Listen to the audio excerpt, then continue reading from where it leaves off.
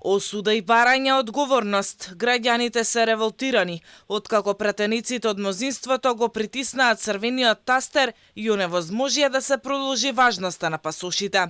Решението им беше ставено на мас, но се одлучија да продолжат да го крадат сопствениот народ. Се дел од реакциите на граѓаните. Секогаш треба се штитат интересите на граѓаните. Тие се најдоминантни во било која фаза.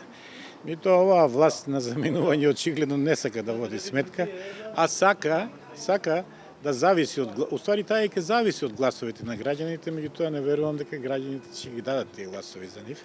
Па требало да се продолжи, за да има време за сите да се ги обноват документите. За мене е чиста кражба ова на народот. Барем да беше без пари, гратис, што е народот не е крив зашто смениле име. Ово е све хаос, брате, нема што да се разговара. Власта се правда дека се кршел меѓународен договор и затоа гласале против, но граѓаните ги прашуваат пратениците од СДСМ и ДУИ како се продолжи важноста на личните карти и возачките, а зошто тоа не може да се направи и за пасошите.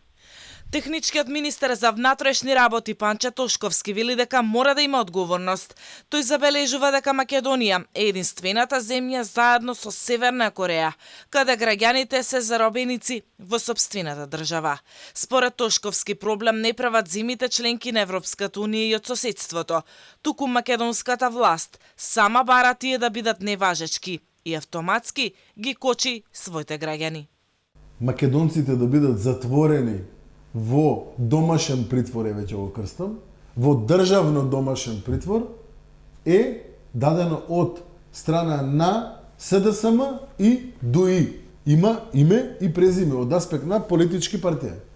Со гласањето против предлог измените на законот за пасоши, ДУИ и СДСМ оставија 650.000 македонци во државен притвор и уште 100.000 заглавени во странство.